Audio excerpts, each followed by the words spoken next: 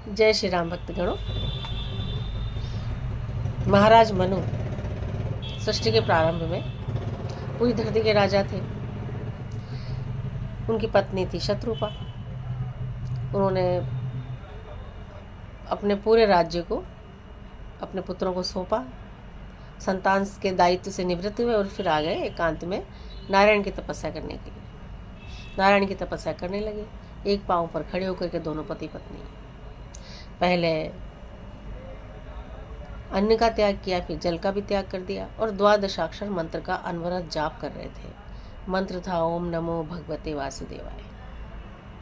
अनेकों वर्ष हो गए, ढांचा मात्र रह गए।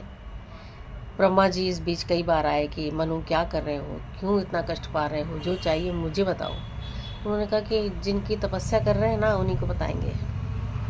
फिर एक दिन भगवान विष्णु ने आकाशवाणी के माध्यम से पूछा कि मनु क्या चाहिए। तो मनु ने कहा प्रभु ऐसे नहीं बताएंगे। जिस स्वरूप का ध्यान महादेव करते हैं, श्रुतियाँ जिस स्वरूप का वर्णन करते नहीं थकती, ये हमारे चर्म चक्षु उस स्वरूप को देखना चाहते हैं। प्रभु आपके दर्शन करना चाहते हैं, प्रकट होइए प्रभु। भगवान प्रकट हो जाते हैं, प्रकट होते हैं, पूछते हैं बताओ क्या चाहिए मनु। तो मनु तो भगवान को देखते उनका अनुपम सौंदर्य, अप्रतिम सौंदर्य में ऐसे खो जाते हैं कि बताना ही भूल जाते हैं कि उन्हें क्या चाहिए। फिर से पूछते हैं भगवान कि मनु क्या चाहिए बोलो। तो मनु कहते हैं भगवान मैं तो सब भूल गया, मैं क्यों तपस्या कर रहा था, मुझे क्या चाहिए कुछ पता नहीं। बस अब तो मेरा मन कर रहा है कि मैं हर समय आपको देखता रहूं, ऐसा मन कर रहा है। तो प्रभु अब क्या मांगूं आपसे कि ज्ञान शिरोमणि दान शिरोमणि कृपा निधि, नाथ कहु सति भाव, चाहो तुम्हें समान सुत, तुम सन कवन दुराऊ। हे प्रभु आपके समान एक पुत्र दे दो जिसे मैं देखता रहूँगा, क्योंकि आप तो अभी चले जाओगे, अंतर ध्यान हो जाओगे, मैं किसे देखूँगा, मुझे तो वही स्वरूप देखना है हर समय।